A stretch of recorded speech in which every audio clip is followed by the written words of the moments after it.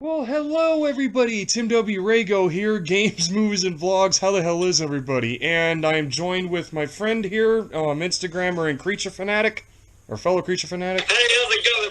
Oh, sorry, I interrupted you. Sorry. You're good, dude. Can we start that again? Okay.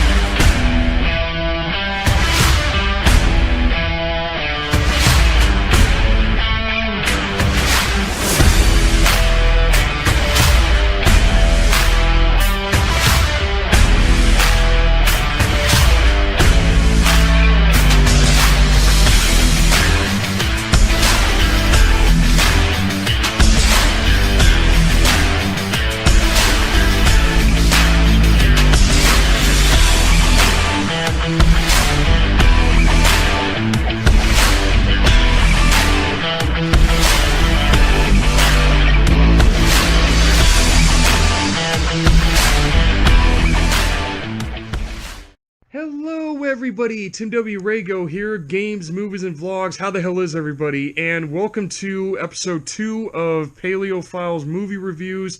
We got me and joined by my friend here, Instagram follower and creature fanatic. How's it going, guys? Jurassic World Monsterverse here. And first of all, before I further introduce myself, I've got to apologise to my bro here for interrupting him again. This is the second take we've had to do this. so I apologise, bro. I'm sorry about that. I'm so eager to get my introduction out of the way. So welcome to the video, and I hope you enjoy the review. Alright, so for episode 2 here, we're still doing KONGATHON, and welcome to Sock. Welcome to Sock, folks. Yeah, welcome to Sock. And, you know, this movie has a very interesting, this movie has a really interesting backstory behind it, because this movie came out in 1933, just like the first movie. Like, this movie, the first movie, of course, like we discussed it in episode 1 here, the movie was a massive hit when it came out. The movie, it came out during the Great Depression here in the U.S. and was a huge box office smash. So it only makes sense, like with Hollywood nowadays, that a sequel just has to be made. Like, movie makes a lot of money, make a damn sequel. But the weird thing is that the movie, the Sock's budget was half the first movie, like literally half the first movie. The planning, filming, and the special effects work, all of that was done in 9 months. Like, this movie came out in Christmas of 1933, and people think that Hollywood has a problem with rushing out sequels nowadays. Apparently, people completely forget this movie exists, because this is a definition of... It was the same, sorry to interrupt you, but I just want to point out that it was the same, and again, like we said in our review for King Kong 1933, we got to include some talk of Godzilla into these films. Now, it's the same similar sort of thing with Godzilla Raids Again in 1955. Godzilla in 1954 proved so successful, and of course, why wouldn't it? And a sequel was rushed into production. I think, how long did it take for them to get that sequel out? Like that was six. That was 6 months. That movie came out 6 months after the first movie. So that one, yeah, Godzilla had the same. Yeah, Godzilla had the same issue here. But with Godzilla Raids Again, it wasn't nearly quite as perfect as the original, the first one I meant to say, sorry, and it came out looking rather, well, very... well, yeah, that's the weird thing about... I mean, it's still an enjoyable enough movie. It is, yeah, but, the Japanese version is. The English dub version of that movie is ass, I'm sorry, but... Yeah. No. But when it comes to Sock here, you know, it was kind of... Sorry, I'm so sorry to interrupt you again, but you're good, dude. Do you want to explain to our viewers why we keep calling it Sock? Oh, okay. just to answer the running, just to actually, no, they will learn why it's called that as the Oh listen to yeah, this review. Yes, we are going to, Yeah, yeah, they'll figure it out. yeah, Figure it they'll out. figure this out here.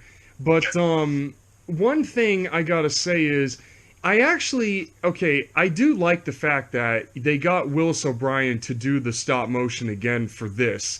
But the weird thing is that the stop motion in this, it was he did it during like in this time period he was going through some really bad shit in his life, and the Yeah, he was stop going the through yeah the a lot of major depression. issues happening in his life. Yeah, and my God, does it ever show in this movie? Like the stop motion is very janky. Like the whole time we were watching this, I'm sitting there thinking, "Oh my God, what is going on?" Like everything moves so fast, and bits of the stop motion look a little choppy. Like every other frame is missing or something. It's really weirdly made, and Yeah, I agree.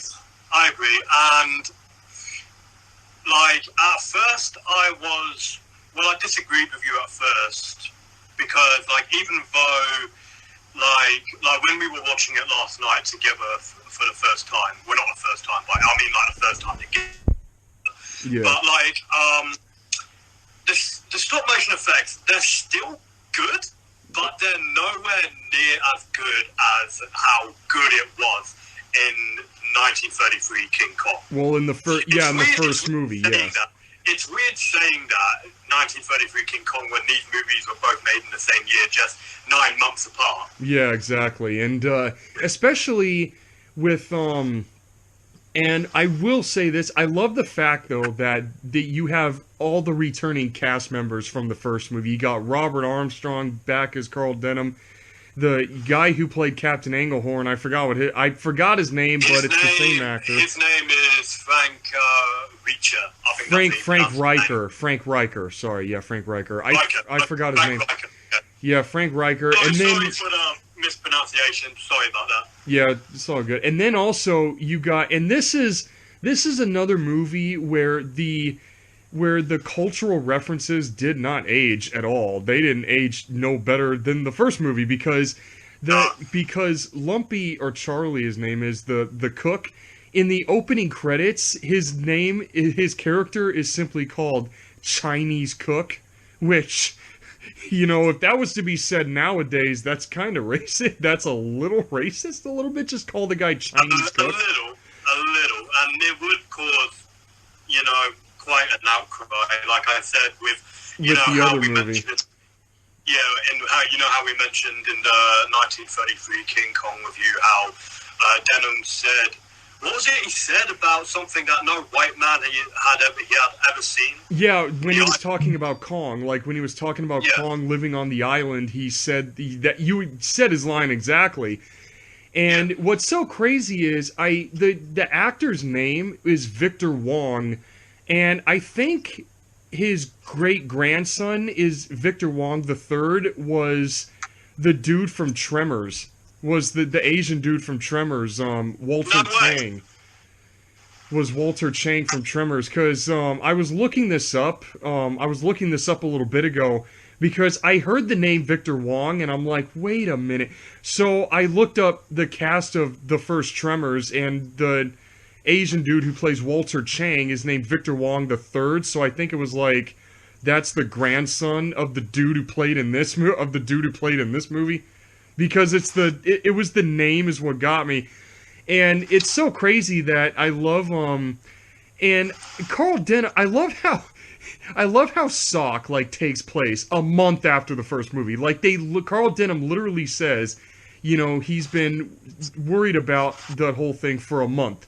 And it's just like, really? This movie takes place Yeah. that long, that short of a time span? I do like the fact that the movie does pick up almost right where it left off, just 1 month later. Yeah, that's actually really, and it's so weird that, you know, there's this poster of King Kong in this movie where, I mean, dude, who wouldn't want this poster? Like, seriously, it's a really cool looking like promotional poster. But like you have Yeah. Carl Denham, he's hiding from basically the whole city of New York. Like dude, this is the guy who brought a giant pissed off gorilla into New York City, who caused like at this time, probably like maybe $2 million, maybe more than 3 million in damages, probably, Yeah.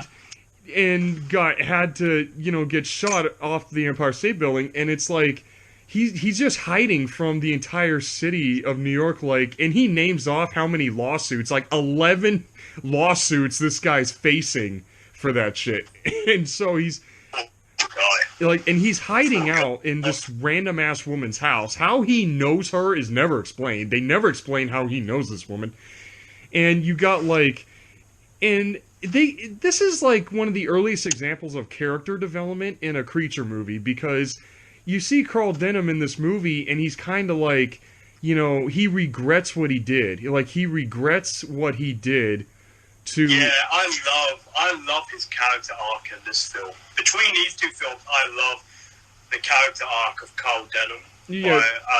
Robert Armstrong as Carl Denham. Because in this film, like, after Kong's rampage through New York, he feels such shame and regret. And in this film, he's more sympathetic and he's more kind. And especially when he encounters Kong's son.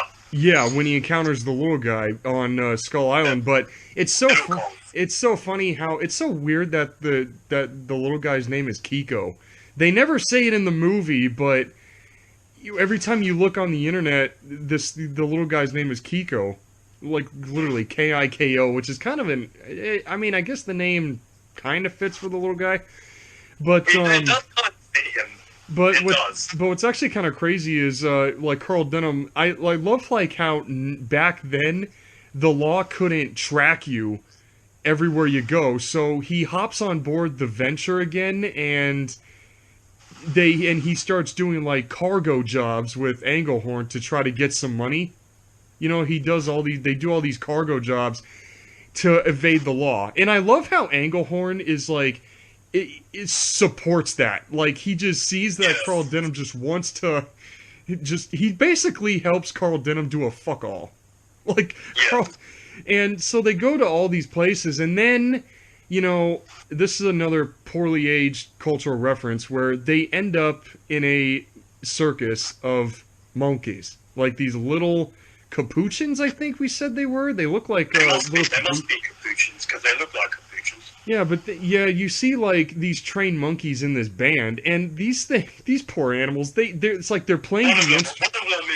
One of them is even dressed up as a belly dancer, for fuck's sake. I know, that was kind of weird, and all it's doing is jumping. All that one monkey was doing is jumping around, and then the other ones are just they're playing instruments. They're not even in a rhythm. Like, there's no rhythm to their music. They're just like it's just random, just random this and that, And I just love, like, during this performance, they all stop for a second. Like, they all just stop and they chatter for a bit, and then they resume playing. Like, it was kind of a weird, random moment. It's like a little monkey conversation. They're like, well, do you know what we're going to play next? Oh yeah, no, I remember. Oh yeah, this one. Here we go, lads.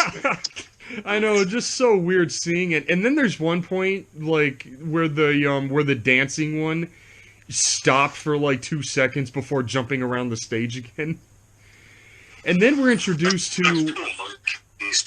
Then it is... Oh, trust me, like, any animal rights activists nowadays would be all over that shit. Yeah. They would be... I'm telling you, man, if Son of Kong were filmed in this day and age and people saw that scene, especially animal lovers, my God, they'd be coming in from every direction, just going. They would be up Hollywood. They would be up Hollywood's ass. Like, they would go beyond the ass probably and tear Hollywood a new one for that shit. It's lucky for this. And back then, animal rights weren't really much as a thing as they are now. So exactly. And then, like, soon after, we're introduced to the next actress in the Kong universe here. I can't remember the actress's name, but her character's name was Hilda.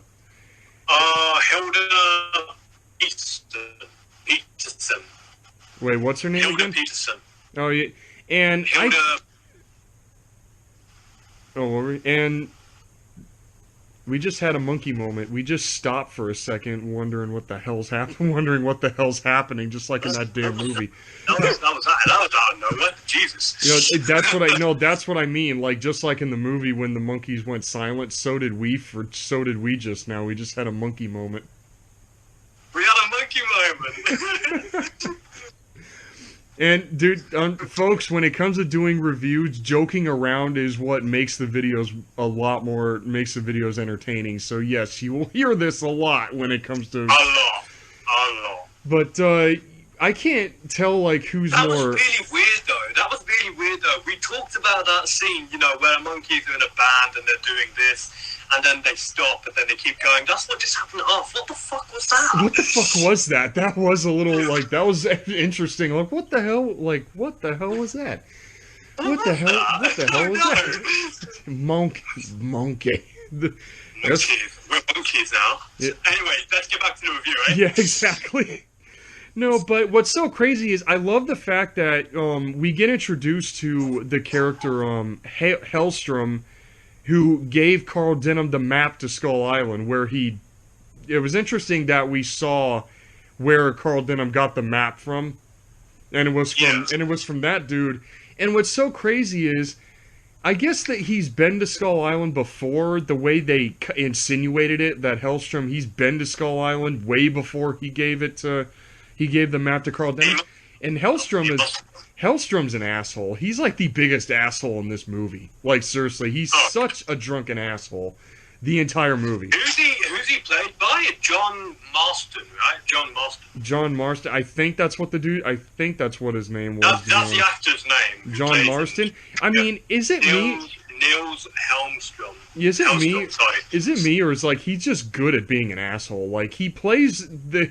I don't know if that's how that's him naturally, or the script really made this character a huge like.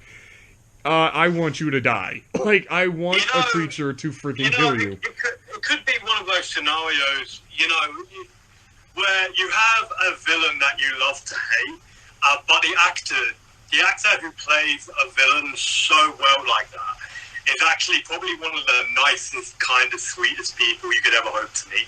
Oh yeah, like what do you call? Kind of like I know there's an actor, I can't remember which movie it was, but I know there's an actor that's just like that. Where I think it was and I am sorry to bring up Marvel here, but I think like the guy that plays Thanos, Josh Brolin, like he plays this big bad villain, but when you see him on behind the scenes in interviews and shit, he's actually funny. Like he's actually really. He's a big softy. Oh no, another good one. Like in Troll Hunter, the guy who plays the Troll Hunter, he's a stand-up comedian. I found out, like he's actually a stand-up comic, and yet he's playing this hard-ass Navy Ranger monster killer, like Monster Hunter. So it's really interesting. He did such an awesome job. Exactly, and the thing with Sock, is I love calling it that at this point, folks, because when you look at it, it's funny. But what's so crazy is and the girl Hilda, like her father gets killed in this drunken stupor between him and Hellstrom. At one point, he dies in a fire, or he gets hit with a bottle or something. The way they shot the scene was weird. Like, I think there was supposed to be more footage of that at some point, because the way he dies kind of, like, there was probably, like, an extra couple of scenes in there that explains his death a little better. But, so, like, Hilda stows away on the venture, which is kind of funny. Like, she just shows up she just shows up. Like, she's stuck on somehow, but... They never showed it. They never showed how she snuck on board the venture, and then so the whole thing is, like, this was like one of the early examples of going to an island because of treasure. Like it's one of the earliest examples of adventure movies that have that plot line, because Hellstrom. That's really my only one issue I have with this movie, with some Oh, sorry, sock. I almost spoiled it there, didn't I? Yeah. Yeah, the one and only issue I really have with Sock is that the motivations for going back to Skull Island in the first place to search for treasure. It's very cliche. Now you know. Well, that's where the cliche came from. Was that like this is where the cliche came from, and Carl Denham he wants the treasure to settle his lawsuits. Like you can see it has Carl Denham has it's a cliche, but Carl Denham with his character arc, it's a good motivation to do it. Like it's a nice. Do you really think the jewel they found would be enough to cover all the lawsuits? Are you freaking kidding me? From an ancient civilization with that much money? Are you kidding me? Especially for 1933? You kidding me, dude? That would have covered dude. Carl Denham would have been set for life probably.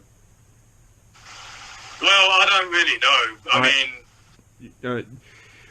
in those days they'd probably be worth much more than they are now, so yeah, maybe I don't know. But I love the fact that on Skull Island, they got Noble Johnson again to play the chief. It's so interesting. They got the same actor from the first movie to play the chief again, to play the native chief. I've got to bring up this, and this is something that our viewers might think really weird of us. Do you remember when we were watching Noble Johnson's performance as the chief in the original King Kong, and we were commentating on how creepy his eyes were? Oh my god, yeah, he did have creepy eyes in that movie. And then in this film, we say that his eyes look fairly normal. Yeah, exactly. It's weird. I don't know why. Do you remember when we commented almost the exact same thing about Douglas Henshaw in Primeval? Oh my god, yes! I don't know. What is wrong with us? I don't know what it is about, well, dude, in the first Primeval, I'm sorry to get off track here, folks, but in the first Primeval, Douglas Henshaw had, these... Oh, here he goes. The freaking eyes, these blue-ass eyes, dude, what cameras are they having on you right now? Seriously, what is happening? What happened to your face? The fuck was that? I don't know. What happened to your face? I don't know what it is, but there's some little details in movies that are just what? Why? You have to keep pointing your finger at it. Why are you looking like that, bro? But again, with movies like this, you've told me hundreds of times already, you've got to shut your brain off. Yeah, true. You have to do it. And this movie's no exception, especially with the fact that, when Carl Denham and everybody, when they go on the other side of the island, they go the back way, they go to the back door of the island, which is very interesting. There's this back way onto another part of Skull Island here, and all of a sudden, here comes Baby Kong. Here's this albino, or he looks like an albino anyway, and they say he's 12 feet high in this movie, and he really looks 12 feet. He looks like the size of a... And that's something we never talked about in our review for King Kong 1933. Is Kong's size. Yeah, because you said that... It's changing size. Because you said that in the first movie, the article said that Kong's 18 feet. That the father's 18 feet tall. Well, there's several articles out there, and depending on the source, it varies from either 18 feet to 24 feet. Dude, well, in the first movie, Kong looked like he was Optimus Prime size at 40, 42 or some shit. That Kong was huge. Kong was massive in that movie. Honestly, he looks twice that size. He looks double that height than the height that's confirmed for him, and I'm using air quotes for this, confirmed. Yeah, I know, that was kind of... 18 feet. He don't even look 18 feet. I said he was 42 when we were talking about that movie because he looks like he's I'm gonna go out on a limb here and say he's between 36 to 46 feet, which is 11 to 14 meters. So. But it's funny how they say that, and yet in Sock here, the little Kong, he looks 12 feet, that size. He looks like the height he's supposed to be? 12 feet tall. Like, he kind of, with his height, he kind of reminds me of Giganto a little. He kind of reminds me of I was just Giganto. about to comment there. He looks like... just about to comment the exact same thing. I'm like, he's basically the same size as a Gigantopithecus. So. Because Giganto was said to be that tall. Yeah, like, Gigantopithecus was said to be between, like, 10 to 12 feet high. Which is pretty big for an ape, if you think about it. I think Bigfoot's a little shorter, actually. Bigfoot's only like 10 foot. Oh, that's actually kind of funny. Like, Baby Kong. Can you just imagine bringing him here to the U.S. and like, oh, that's where Bigfoot came from. That would actually make a pretty good story for film. Not gonna lie. Oh, the origins a bit like the Bigfoot origins. The origins of Bigfoot. Origins of Bigfoot. Oh, and then have it like connected to undiscovered island. And what's actually kind of interesting, the weird thing about this movie is that the first King Kong movie was very serious in tone. Like, none of it was funny. Like, none of that movie was even funny at all. And yet, Sock here, oh my god, little baby. It's very much lighter tone. It is. Like, a lot of the time, it gets really cartoony. Like, you see, Kiko, he shrugs like and shrugging his shoulders. And looking at the camera, did you ever notice he does like a fourth wall break? He looks at the camera and he shrugs like a cartoon. Yeah, like he shrugs his shoulders. Just goes. And then there's this point where we're introduced to a couple new creatures in this movie, which I really like. You know, there's a cave bear in this movie that just shows up. That was a nice touch, having a cave bear, because we haven't seen a cave bear in any paleo media outside of paleontology documentaries. When I mean paleo media, I mean old classic dinosaur films, which we will get into later this year, sometime around, when did we say? May, was it? In replacement for the Monsterverse. I thought it was June. It was May. Yeah, it was either May or June. It was either May or June. You said that we're going to be doing. No, in June we're doing Jurassic Park trilogy. Oh, that's May, right. And then May is May. Dinosaur We're covering about a dozen or so dinosaur movies. So that's something to look forward to, folks. And yeah, but like when it comes to cave bears, you don't see them in any other film. You don't just see it in Son of Kong. I know. Sock. Well, fuck it at this point. At this point, fuck all. But what's so crazy is I think that bear, because of how big it was, I think it was an Arctodus. That thing had to have been an Arctodus. You know, the giant, the most nastiest bear ever to walk the earth, because Arctodus was huge. That thing was in real life, that animal was huge. Arctodus was the short-faced bear, right? Yeah, 13 feet on its... Completely different species from a cave bear, right? Well, true, but it was crazy to see a giant bear on Skull Island, and if you're talking giant bear, that thing was Kiko's size. That thing was the same size as him, and that had to have been Arctodus, because if Kiko's 12 feet, Arctodus was 13 feet, so... You're looking at like the same size range here when it comes to both those animals. I mean, a foot between them isn't really much of a high difference at all. Exactly, that's what I mean. They're about the same size. Be noticeable. However, but if it were like from their perspective, it would be like me staring up at a person probably about a foot taller than me, which is freaky. Yeah, exactly. And what's so funny? From our view, it wouldn't really look much of a difference, but from their view, from their perspective, yeah, one would be much taller than the other in their eyes. So. Yeah, exactly. And it's so funny, like, there's this funny point where Kiko, like, gets the bear in a headlock, and he just starts punching it in the face, like, repeatedly, just, like, sucker punching it in the face. And then there's this weird cartoony moment where the bear knocks Kiko on his ass, and he bunks his head on these rocks, and he, like, does the cartoony, like, ow, and then he gets back up roaring, like, it's like something else, Looney Tunes, eh? He acts like a Looney Tune character. Well, I think it's because he's a kid, and kids are stupid and goofy. I think that's the thing they were going for here. I think that was the weird little thing that they were going for, and the bear doesn't even die. Like, Kiko just scares it off after beating it up a few times. Like, he just scares the bear.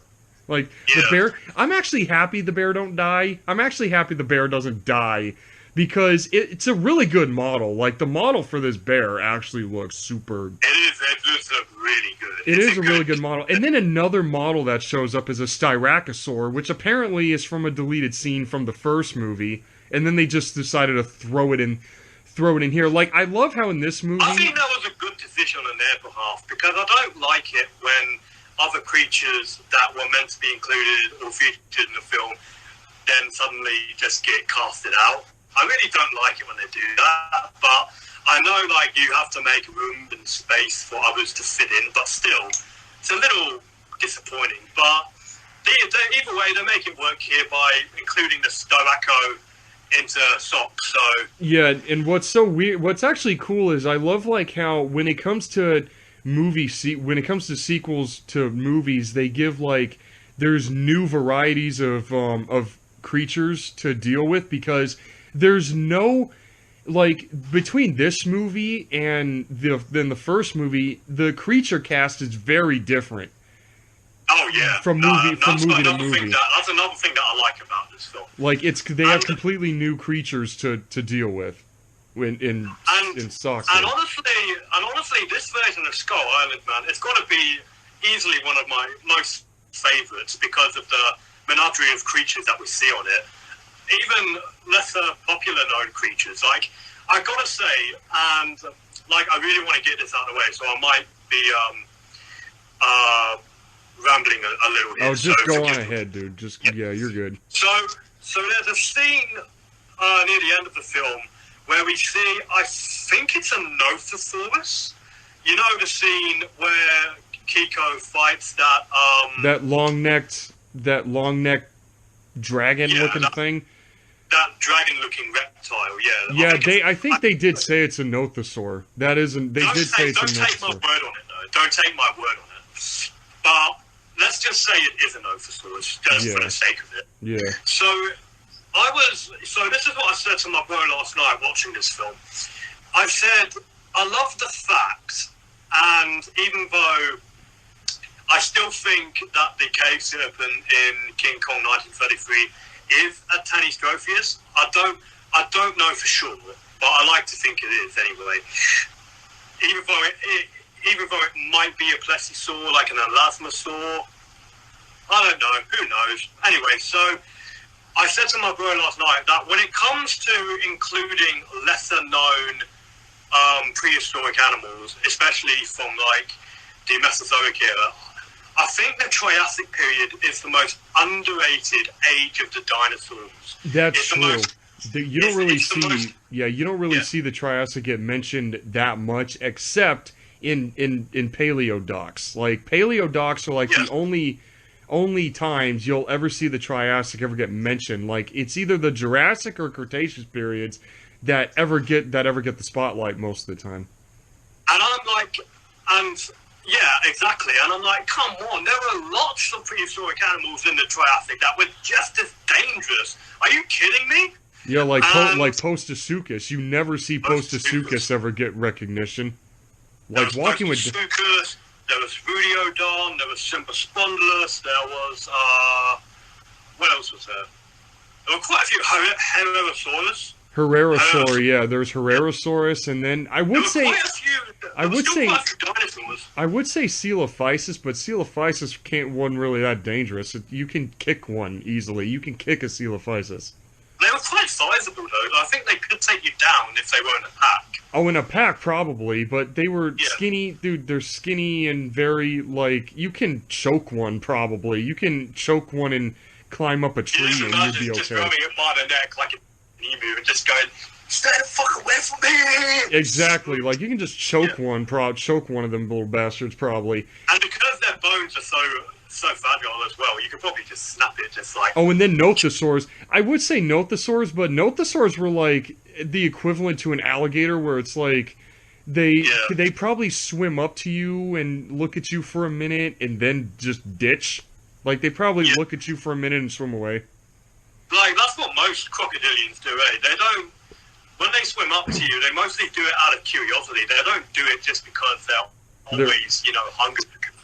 And when you were saying about like having you know, when it comes to the Notho in Son of Kong here, and now you guys have most likely figured it out by now. You know, it's kind of. Did you ever listen to the sound effect it made? It made the same roar as the Rex from the first movie. Yeah, it had the same roar as the T-Rex. But they messed with it. You ever notice they kind of played with the sound effect just a smidge to make it sound a little, a little different? But you can tell it's the same, like it's the same roar. You can tell they tried putting some effort in it to differentiate it. I can't say this word, differentiate, I don't know. Differentiate it, but yeah, I see what words you're... Differentiate, I can't say it. I always get tongue-tied with this fucking word. I know. But I like using it so much. But, what's that? But it's so weird. There's also, like, another funny moment where Kiko picks up Carl Denham's double-barreled shotgun. Like, he points it at his eye when he looks at it, and then he shoots it then he somehow shoots this gun by accident. And, like, he's a kid, so he's looking at it. How did he even do that? His fingers would be so thick, there's no way he could get it to get it in the trigger hole. Like, it's so weird how he shot one bullet out of it, and that made no sense. And also, I just love how there's a little thing that they tried to duplicate from the first movie, which is, we didn't mention this in the first movie, and I'm sorry about that, where there's a scene where when Kong has Anne up at the top of his mountain lair, and he's slowly tearing, like, ripping her dress, and the way they had it was, his right hand was a prop. Oh, we should have talked about that. Yeah, I know. Kong's right hand was a prop, and then you have the stop motion Kong in front of the prop, and the way it blends is the way it's all shot and composited. It blends, and in Son of Kong, they tried to do the same. They tried to do the same effect, where but it didn't blend as well. You can sort of tell. It was like, the first time they did it, like, you couldn't really tell. But like in this one, you can tell. And they pulled it off in the first one so well that it just blew my mind. It's mind-blowing. It was kind of weird. It was interesting watching it because you pointed it out, dude, that, like, Anne was, that Fey Ray was being held. The arm holding Anne was a prop, but the rest of Kong was the stop-motion model. Yeah.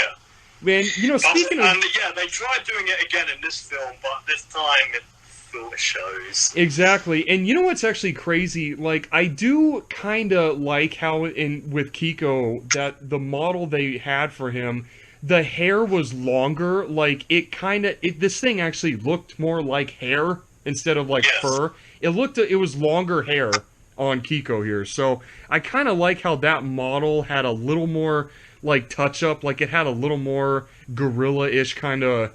more regular primate hair to him. And I love his roar. Like, I like Kiko's roar a little bit. Like, it's sort of like this higher pitched version of his father.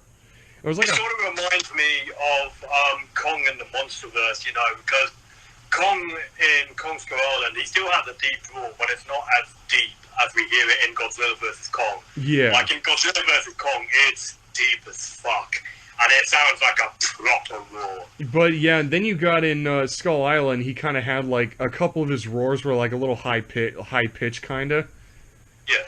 But then also... But he does. And then also, what do you ever think of, like, there's a moment in Son of Kong here, which was way back before our human characters ever get to Skull Island. There's, like, two more human moments I gotta talk about. Like, one of them was after... the circus burns down after the drunk fight that I mentioned earlier. There's like a bit where Hilda was trying to get one of the monkeys named Tony, which is interesting, to get out of a tree, and Carl Denham just randomly walks up behind her and says, "You'll never catch a monkey that way." And she goes, "Oh, you've caught a monkey?" She goes, "Oh, you've caught a monkey before?" And Carl Denham's like, "Have I ever caught a..." Yeah, and we joked about it. He's like, "Lady, you'd be surprised."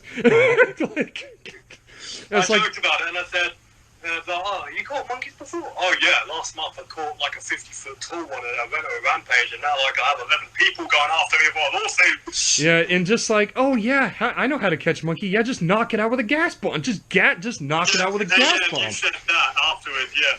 Just knock it out with a friggin' gas bomb. It's just so weird, like, and the relationship between Carl Denham and Hilda is like, you know, with his character arc, he is, you know, trying to actually, like, you can tell he's wanting to be in a relationship with her, and he's doing it, and he's doing it right. Like, he's kind of, you know, he was doing it way better than how Jack Driscoll was trying to do so in the first King Kong. Yeah, with Anne.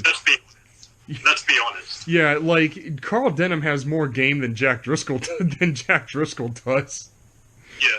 But, and I just love, like, how, oh, and I love, and after that monkey scene, I love, like, the cook. The cook, way before that would go, he's like, I guess next time you leave Big Monkey alone.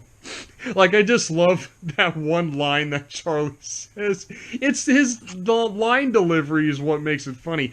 Oh, speaking of monkey, there is also, in the first movie, I can't believe I didn't mention this, where did that monkey come from? That little random monkey on the bench here. Where did that monkey come from? I don't know, it just appeared. It just came out. Was it there the whole time? It was only in that one scene. That was the weird part. It was only in, like, one scene in the first movie. Like, it was so weird. Like, where did you come from? What are you doing here? I know this is a movie about a giant primate, but really? Why are you even doing this? Yeah, and then it's like, what the fuck is this thing doing here? Where did it come from? I don't understand. Exactly, and it's just so funny. Like, the thing about Son of Kong is, like you said at the beginning of this video, it's the direct continuation of the story. That part's done great. The direct continuation of, like, story-wise, it's great. Like, story-wise, it is actually really great. The motivations for going back to Skull Island are cliche as fuck. But it's like, and Carl Denham just has... And I don't mean to come off, you know, saying this in a really, in a mean way, but when it comes to, like, because I've seen more than enough films now that have the same old cliche hunting treasure on an island sort of thing. Yeah, exactly. I don't mean to say this in a really mean way, but that part of the story just comes off as just a little uninteresting, and it doesn't really invest you as much. Oh, and then also the fact that that Skull Island literally disappears in an earthquake after you take the treasure, because like, for most of the film, it takes, like, a comedic approach back and forth with it all. Especially with the scenes with Kiko, you know, where he's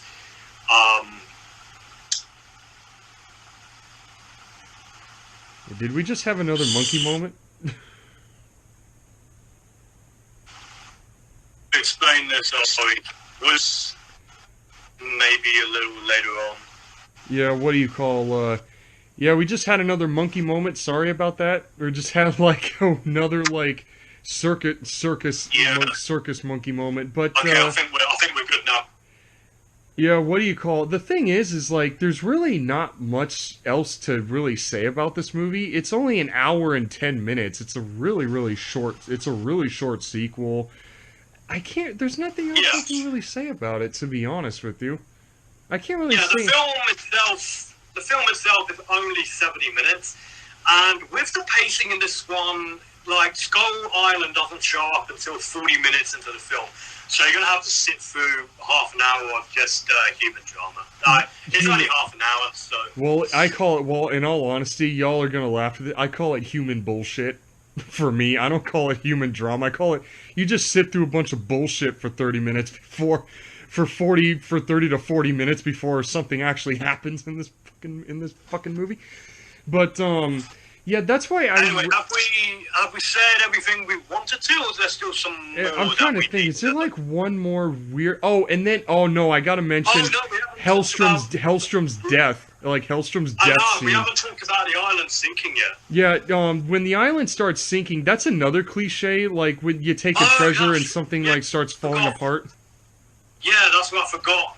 Yeah, that's where we left off before we had our monkey moment. So, okay, so as I was saying, yeah, this film does shift its tone slightly from comedy to seriousness. It does, yeah. And, yeah, so because it has some sort of cartoony, Looney Tunes sort of moments, you know, especially with Kiko, and you know, like again with the acting and the cast, they're terrific, especially Robert Armstrong, man. Oh yeah, definitely. But yeah, the seriousness does unfold when, you know, Denham is getting these lawsuits. He's got the whole of New York City hunting him down, and just, you know, wanting to rip him to shreds. And at the same time, at the end of the film, Skull Island becomes non-existent. It sinks to the bottom of the sea, and every living species, all the prehistoric creatures there are rendered extinct. You know what? And speaking of them going extinct, I have to make this reference. I swear, Rex, when I catch you, you're going to be the first animal to become extinct twice. Oh yeah.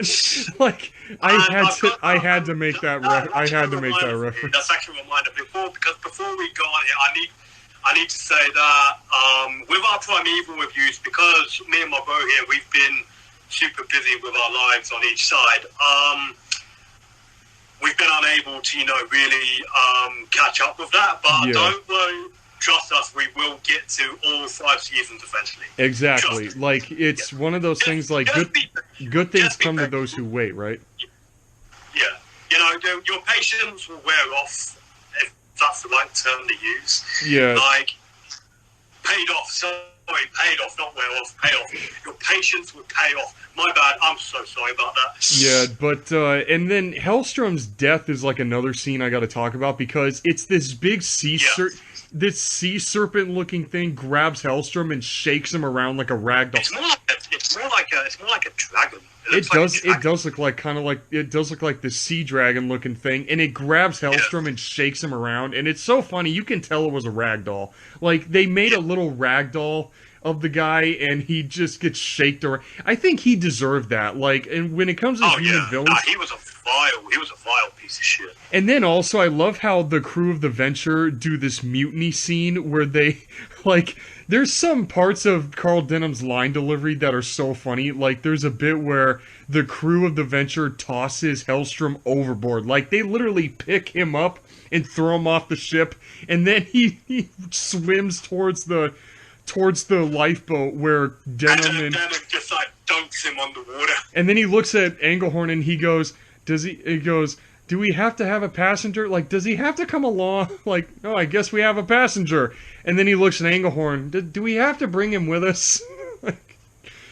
like, I don't know what it is. I when he like dunks him underwater when he gets to the lifeboat. Oh yeah, like Denham. You can tell it's like Denham is probably like, yeah, you may have given me the map to the island, motherfucker, but you're an asshole. Like, you may have given me the map, bitch, but fuck you. Like, you can tell, like, at first he really does not like. He kind of got along with Hellstrom, but now he just does not like the guy, like, at all. Like, later in the movie, like, he really just don't like it. He really doesn't like him at all. And I think that's like the last little highlight to talk about, actually. Other than that, yeah, there's really nothing else I can say about this movie, actually. Like, is there anything else you wanted to mention, or?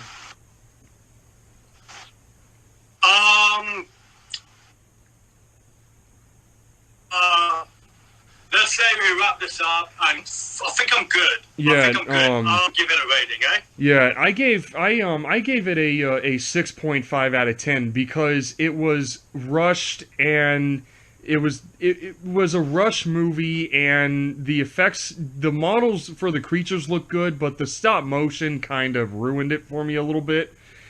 Because of the fact the movie was rushed. So, and also there's a couple of the poorly aged cultural references in this movie that didn't really age well. So I give this movie a 6.5 out of 10.